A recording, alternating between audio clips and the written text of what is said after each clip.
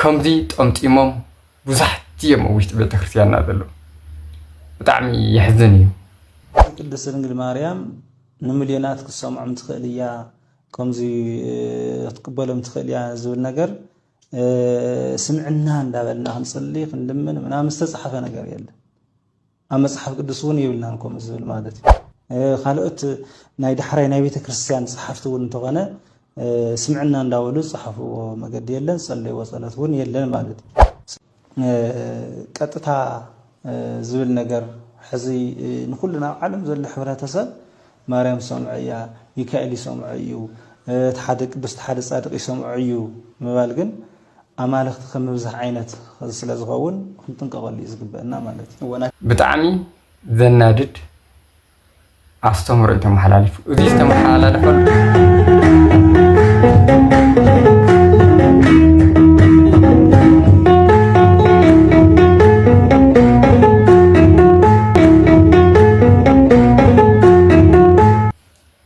بسم أب وولد ومنفس قدوس أحدو أملاك أمين نجدهر بيس نادينا نقدس دنجل مريم نحضر دقي نكلهم قدوسان فتوتي نايزي كانت تخاتاتلتي عمل علم ذلنا نجدهر سلام يزحنا كم جدهر فقط حزن ريو كمتي أفتي مأتوي زرعهم جوهم ونفتي تمنيل زرعهم جو هذا ما يو نبي كريستيان ممهر زتنا جربوا إيه حذلكم ناخذ مسألة خافتستنا جربوا دما نعنت أو ناي ميتاچن أو ناي قدس دنجل مريم ناي أمالا جنة سرح ذل علو زتنا جربوا إيه نو نشتنا بيت خرسيان ملس حذا متعذ الله مالتي كم زفلت كل كذا قاليو كونيلو قاليو كيف لتا أنا بيت خرسيان أستمرو جيجاتاتي وصيو بتلي حدي أنا أعدنا كم دي تأمتيمم بزحت يوم وشت بيت خرسيان نازلو بطعمي يحزنني نحنا دما دقيسنا لنا أرثوذكساويان أستمروا بيت كريستيان كاس بدم بدي نفلت بزحت لنا عينا أزي جندا نخلجين ليكاونتس كنكتاتل تفلت ليكاونت ذبحلو إن أتنا أما حرام ميديا ويدما نفرط من بيت كريستيان عرفتنا ممهران نهت أيانا سكن فلت بيدا سلذي زوم ممهر زتناجر ونيو تستناجر ودما إذا أنا ميتاچن قدس دنجل مريم أنا قال كيدانا تسمع دو أي تسمع نسو كل من أخلد ذولي نايمة على ممريوم سلازي تستحتتو أو ناي نجر مريم استدرخ إنيرو أو دما ميتاچن بأشحت أمريز ظلمون واسي سمع دو أي تسمعن زبل ينيرو مجمرة جن تابيديوس كنسمعها. زي قدس دنجل مريم نمليونات كسمعهم تخيل يا كمزي تقبلهم تخيل يا زول نجر سمعنا ندابلنا هنصلي خندمن منام مستصحف نجر يلا أما صحف قدسون يبلنا نكم زول مالتي خالقت ناي دحراي ناي بيت كريستيان صحفتون تغنى سمعنا نداولو صحفوا مقد يلن صلي وصلت ون يلن مالت قطتا زول نجر حزي نخلنا عالم زل حبرتسب مريم سمعية ميكائيل سمعيو تحدق بس تحدث صادق سمعيو مبالغن أمالخ خمبزح عينت سلازغون كنت نقول لي زقبنا مالتي ونايتهم قدسان كبري لا مفلات لا يدلي خوين نايتهم قدسان كبرون فليق ناس بتزقبهم كبر خنا خورم كلنا يتخكل زمصنبر الساتهم مسكاب زي يقبلنا مساعتهم بالباسي زخون مالتي تزدامتكم قوي زغرمكم بتعمي ذنادد أستمر إنت محلالف وذي استمر حلالف له أو سواسو ميديا زبهال إيو زقرب دما أو دما تحتاتي كندي مبرهر هذهم قصيل اللي يزلو እዚኮ ሙሉ በሙሉ ናይ ፕሮቴስታንት አስተምሮ እዩ ፕሮቴስታንት ራኸሙ ኮይም ዝብልና ሓደ አምላኺና ነምልኽ ክንብል ከለና ንሕና ኦርቶዶክሳውያን እሳቶም ድማ ብዙሕ አማልኽቲ ኢኹም ተምልኹ ስለ እዮም ዝብልና እዚ ድማ ቤተክርስትያንና ዘይተምሮ ከም ተምሮላ ጌሮም ፕሮቴስታንት ብደገ ኮይኖም ንቤተክርስትያንና ከቕስዋ ይውዕሉ ቤተክርስትያንና ግን ብስም በአካል بجوري سلستنت ويدما سلاسية ببحري بملكوت بعجزات بما حد أملاك كمزلو تمر فلذي بسم أب وولد ومنفس قدوس أحدو أملاك حد أملاك ناني حد أملاك تملكنا على تيجي بزح أملاكتي على واي ولنا زين بيتخرسيان لا يتمرون يتمرون ما محسا أملهم يو منياتو تحق إنك تفلت هذا تعيرك حق تفلت يدخلن مسمن تنبر لها مستخل لك ذا حساو ذخنا كاولبو آمنشو حاسوت ذناجر كم زول مدهنا لم أو يوحنا سونجل ما أعرف شو منتا نايدي أول سرح خسر لها مالتي سلادي إذا ما مهرت سناجرو قد مبيتاچن بمليونات ظلمنوا بشحات ظلمنوا عمد السفسي كسمع أي تخيلن ذبل عبي قحدت ناي ملاجنت ناي قدسان املاجنت ذفرس املاج ناي قدسان املاجنت كنغركم እግዚአብሔር አምላክና ዘሃውን ቃል ኪዳን ስለዝኾነ እግዚአብሔር ድማ በባህሪኡ ዘይልወጥ ዘይቀየር አው ቃሉ ዝጸንዕ ስለዝኾነ እቲ ዘሃውን ቃል ኪዳን ዘይፈርስ እዩ ናይ ዘለዓለም እዩ ስለዚህ ደግማው ትምህርት እዩ ብናይ ቅዱሳን አማላጅነት ምእማን ቤተክርስቲያንና ተምሮ ዶግማው ትምህርቲ ንሕና ክንቀይሮ ቃሓም ዘለና ቁናና ክንገብሮ ይንኽእል ስለዚህ ቅዱሳን ቅዱስ ሚካኤል ቅዱስ ገብርኤል ብሙሉም ቅዱሳን በብኻው ይዘለው ብስሞም ቤተክርስቲያን ዝተሃነፀሎም ከምቲ እግዚአብሔር አምላኽና ኣብ ቅፅራዊ ስሞም ንዘለዓለም እናተዘከረ ክነብር ከም ዘሎ እዚ ታዩ ንቅልድና ኣለና እዮም ዝብልዎ እሳቶም እዚ ግን ፍጹም حاسات فتصوم جيجا فتصوم نفاقي أستمرئ بزجات أمي بزح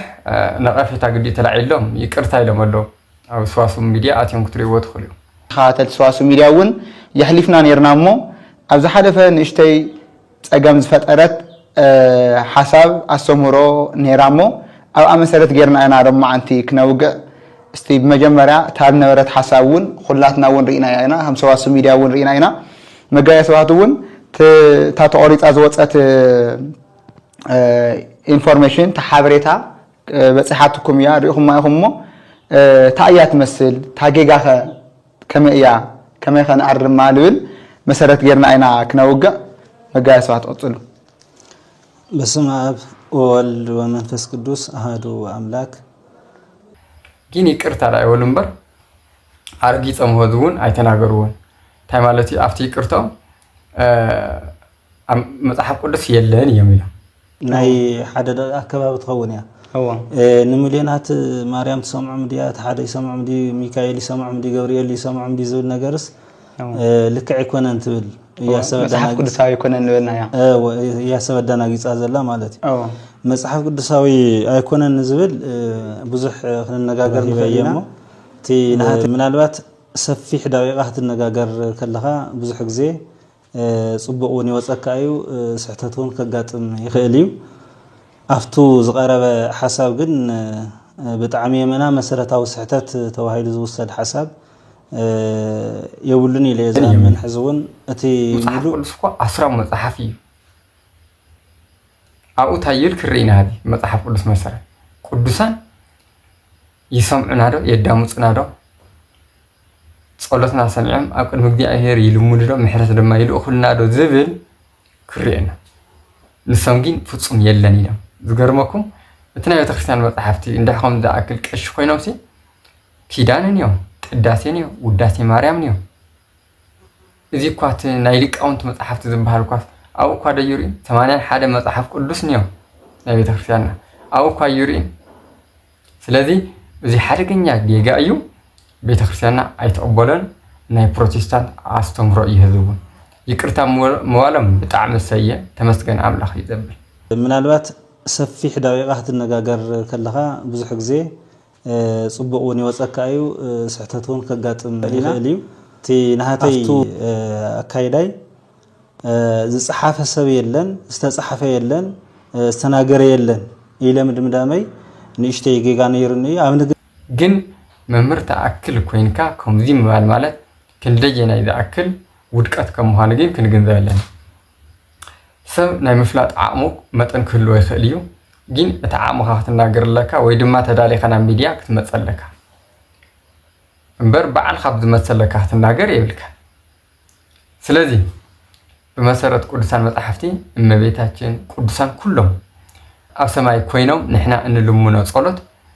ይሰምዑና ዶ ዝብል ክሪኢና መልሱ ታዩ እግዚአብሔር አምላኽና ብዛሃዎም ቃል ኪዳን ጸጋ ይሰምዑና እዮም ጸሎትናው ተቀቢሎም ካብ እግዚአብሔር ምሕረት ይልእኹልና እዮም እግዚአብሔር ብባህሪኡ ዓለም ሙሉ እዩ ኣብዚ ክንሕዘ ዘለና ብባህሪ ዓለም ሙሉ እዩ ዓለም ሰው ኢድያ ቅዱሳን ግን እግዚአብሔር ብዛሃዎም ጸጋ ዓለም ሙሉ ዘሎ ስሞም ጸውሚዑ በቃል ኪዳንም ዝምሕፀኑማ የዳምጽዎ እዮም ኣብቲ ዘሎ ቦታ እሱ ናይ እግዚአብሔር ጥሪያ ኣብቲ ብዛሃለኻዮ ኣብዚ ሃሉ አዲስ ሃሉ ደገ አሜሪካ ሃሉ ይሰምዑኻ ይወጽሑኻ እዩ እዚ ምስ ናይ እግዚአብሔር ምልአት ዘተሓሓዞ የውልን በቃል ኪዳን ዝሃዎም እዩ ጸጋ እዩ ንኣብነት ፀሓይ ሓንቲ ናሃሌት ዓለም ሙሉ ግን ተብርህያ ትብርሃና ልክዕهم እዩ እቲ ኣማናዊ ፀሓይ ኣምላኽና እግዚአብሔር ኢየሱስ ክርስቶስ ድማ ካብቲ ባህሪኡ ብርሃን ኮን ከሎ ፍልጠት ማለት እዩ ዓለም ዝግበር ዘሎ ሁሉ ይርዩ ይዳምጹ ይሰምዑ እዮም ማለት እዩ ብመርትዕ ንኺድ ኣዳምጽ ንብደም ሓዝቦ ክጠቅመኩም ይዓጻሊ ማቴዎስ ወንጌል ምዕራፍ 18 ቁጥሪ 10 ከምዚ ይብል መላእኽቶም ኣብ ሰማያት ኩል ሻዕ ገጽእቲ ኣብ ሰማያት ዘሎ ኣቦይ ይርኡዩ እዮም እሞ ካብዞም ኣናእሽተይ ንሓደ እኳ ከይትንዕቁ ተጠንቀቁ መድኃኔዓለም ኣምላኽና ይስተናገሩ ስለ ስሙ ስለ ቃሉ ኣምላኽና እግዚአብሔር ተኸበረን ተመስገነን እዩ መላእኽቶም ኣብ ሰማያት ኩል ሻዕ ገጽእቲ ኣብ ሰማይ ዘሎ ኣቦይ ይርኡዮም እሞ ካብዞም ኣናእሽተይ ንሓደ እኳ ከይትንዕቁ ትእዛዝ እዩ ኣብዚ ምድሪ ንሓደ ተንዒካ ንሓደ ኣናእሽተይ ማለት بتحتنا ذلو نهزاون تيخون نمان نمسا انتانيعيك أرثوذكس أماني نذخونا بتلي مالتي ملاعتهم سلو ذلو حلوت ملاعتهم ذلو نأذنك عب سمايات لماها قز أبوي مالت نعو نباري أبو نباري ووت نسلسلنتو يرئي يوم سلازي قصعتي مصلو مالتي سلازي أوزي هردو ذلنا ما نمسا حلاهم ولا أخلوي تحادب بقطري ሓደ ድማ ብለይቲ ናተቃየሩ ዝሕልውና ሓለውት መላእኽቲ ኣለውና እዚሁ ናይ ኣምላኽና ናይ እግዚአብሔር ናይ ፍቅሩ በዝሒ እዩ መላእኽቲ ገይርልና ዘሎ እነቲ ሕማቅ እዩ ንኹልና ብነፍሰይ ነጊርና ንብልዎ መላእኽቲ የማኽሩኻ ስለዚ ከይፍትነና ጸላእሰና ጽቡቕ ነገር የዘኻኽሩና ምግባር ወይ ከዓ ናይ ምግዳፍ ድማ ነፃ ፍቃድ ኣብ ባዕልና ኣሎ ማለት ስለዚ እዚ ሓደ መላእኽቲ ምድሪና ሓደ ክትንዕቅ ከለኻ መላእኽቲ ኣብ ሰማያት ኮይኖም ከም ዝሪኡ ከም ዝሰምዑ ዝነግር ምዃኑ ይነግረና እዚ ኣብ መጽሓፍ ቅዱስ ዘሎ እዩ ካልኣይ ከም ንፈልጦ ንጉስ ሶርያ ምስ እስራኤል ኩናት ክኸፍት ከሎ ምስ እስራኤል ክዋጋእ ከሎ ኤልሳ ኣብ ስውር ቦታ እንባ ኮይኑ ነቢ ኤልሳ ንናይ ንጉስ ሶርያን ሰራዊቱ ንኢየሩሳሌም ተሓዊኦም ክቆጣጠርዎ ክሓስቡ ከሎ እቲ ዝሓሰብዎ ኩሉ ይሰምዖም ነይሩ ሕሰብዎ ግን እንባታት ዝኸውልዎ ኣብ ርሑቕ ቦታ እዩ ዘሎ ብዓይነ ስጋ ይሪኦም ዘሎ ዝሓስብዎ ዘሎ ኩሉ የዳምፆም ይሪኦም ነይሩ ብምንታይ ብመናይ መንፈስ ቅዱስ ዓይኒ መነፅር ናይ መንፈስ ቅዱስ ዓይኒ መነፅር እንባ ከውሒ ክኽልክለካ ኣይኽእልን ሽዑ ንናይ ንጉስ እስራኤል ድማ መልእኽቲ ይልእኸል ነይሩ በዚ ገጽ ኣለዉ ይብሎ ይኸሽፎ ንጉስ ናይ እስራኤል ከም ዝናገሩ እቲ ናይ ሶርያ ንጉስ ዝኾነ እማ ከምዚ ሚስጥር ዘውፅሎ ኢሎም ኣብ ከምዚ ዝኣክል ናይ እስራኤል ነቢይ ኮሎ እዩ ተባሂሉ ሽዑ ተነጊሩ ኣብዚ ድማ ንረኽቦ ኣብ ካልኣይ ነገሥት ምዕራፍ 6 ኣሎ ንሪኦ እዩ ስለዚ بأكل سجانا هلو كم زجيرهم إن باقي كلهم أرح أمزر إتخينهم بنا جدي أهرتهم سجى بأكل الناس ما بزبلة يريو يفرطوا يسمع مالتي قدسة سالساي نحزنا ينغيد حدث كم مستيات بتلقلق نرئي علنا شعوقنا قد نقد كرئينا هذه فلتأتي قدلعي شعوقنا كم تقدي أهر نأيد فلتأني فلتأتي ملوك كخون إيو قدما يقرن تس معرف 13 قطري 12 زيد ما ينقرنا لقدس باولوس قلت غير قدس باولوس هذه كم مستيات بتلقلق إنا نرئي ذلنا أو زمدرنا هلوكو يدخلوا صقاتها هيوان هلوس جين بتلقلق إنا نرئي لنا شعوقنا يدو قد نقد كرئينا شعو مالت دحر موت ذلو هيوت بأكال نفس مالت شعو قد بقد كرئينا قدتانا زمدري تايق بركم ذلو بقال كدانا مصانيعون كل من وون كله نقدس باولوس من قدسان كل زغلص شعوقين قد نقد كرئينا كم تجزئرنا أي فلتني له كم تجزئرنا أي فلتني فلتأتي ملوك كخون إيو كعيب القرن هزم كأش السنة قروكو يسمعنا يمكن الكلنا خم تجزئر سمعنا ما عرق يرنا أنا نري إلهم بصحة السمرة جيرم لا ينفع غير نقول وذي بتسقى جزئر بزبكاي ناي بحري إذا خنا تسقى كل جزئر أملاحنا بتسقى يبكاي كل جزئر برهاني كرينا برهانينا نحن أول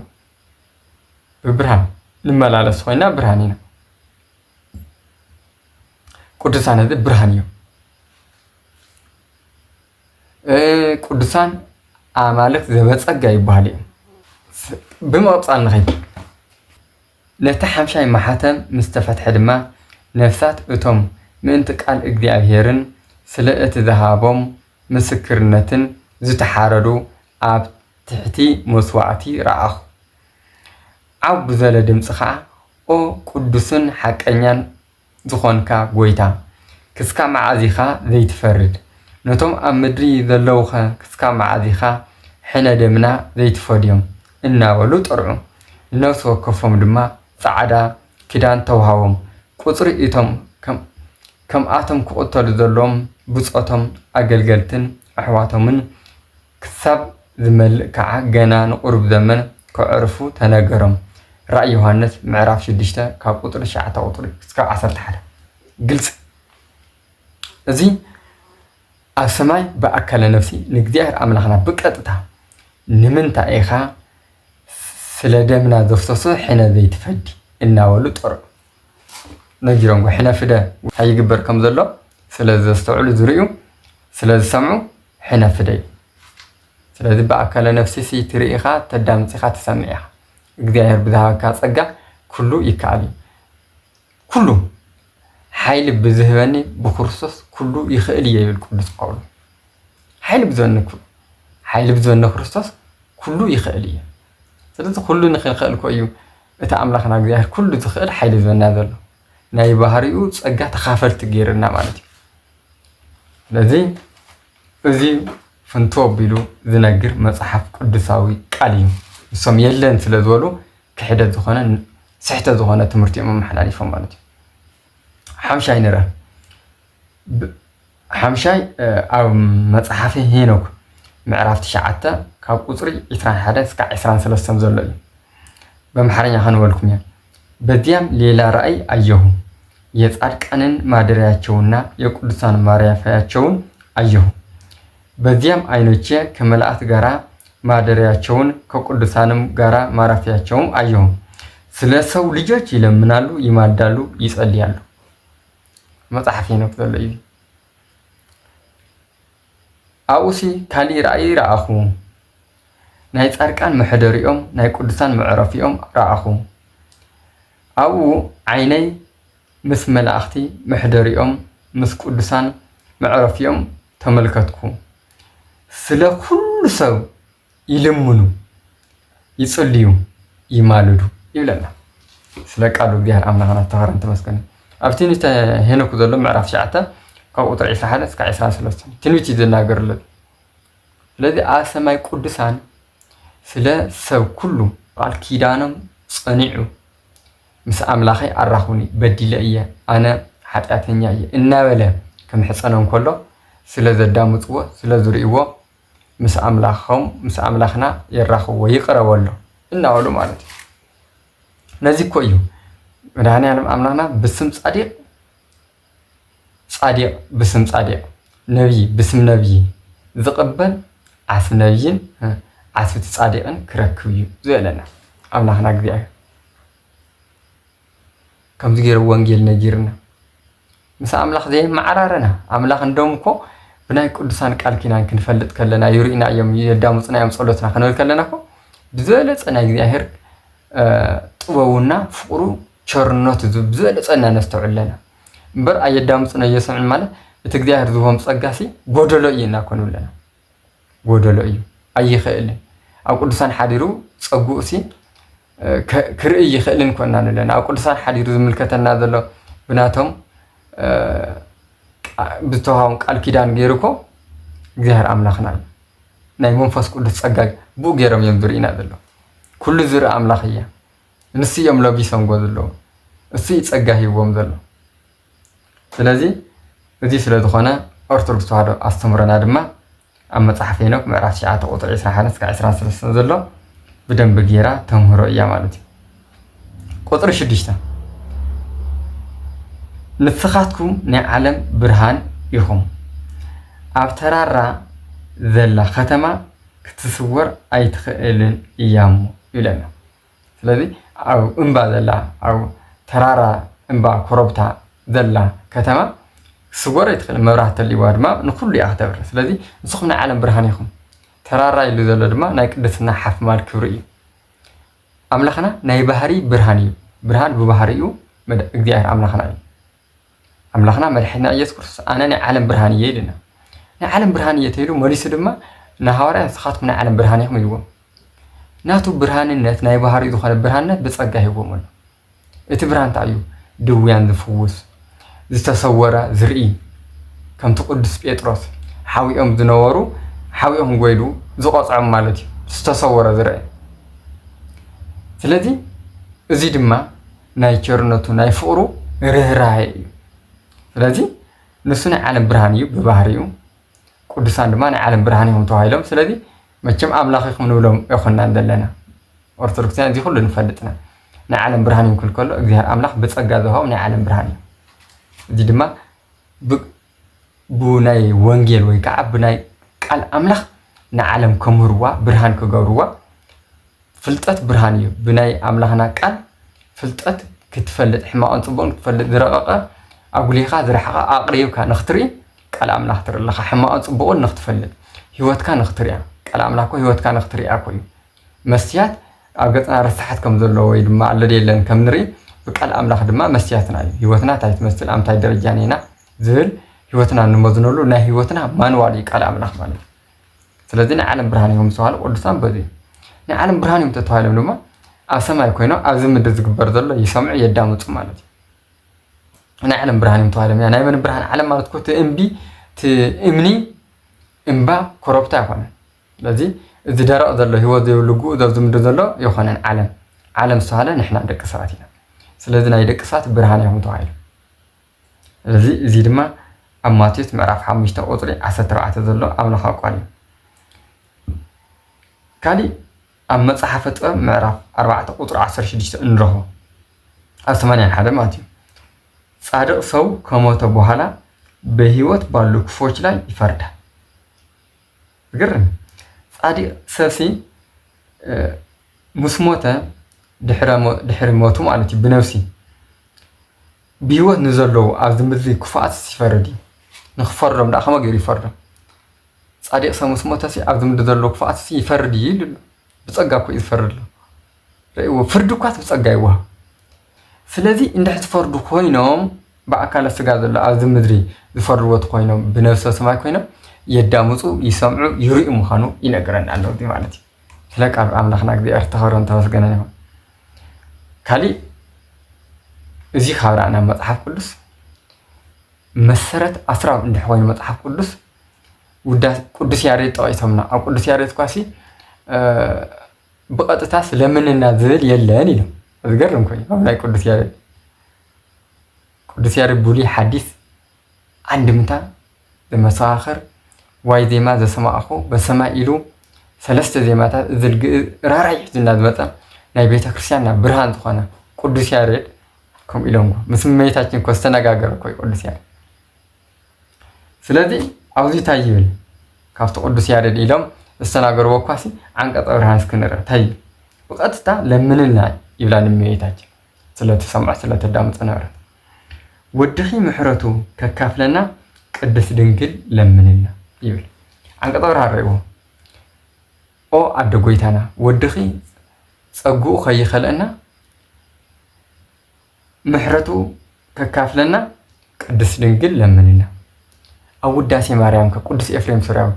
ኦ ቅድስት ድንግል ለምንና ሰኣሊ ለነ ቅድስት ኮና ንብላ ታኾይኖም እዚ ካብ ዲቁና ጀሚሮም የርእይዎን ማለት እዩ እዚ እኮ ኣብ መፅሓፍ ቅዱስ ብዝተዘረአናዩ መሰረት ዝተፃሓፈ ኮይኑ እዚ ሓደ ኣብዚ ኔና ምስክርና ማለት እዩ።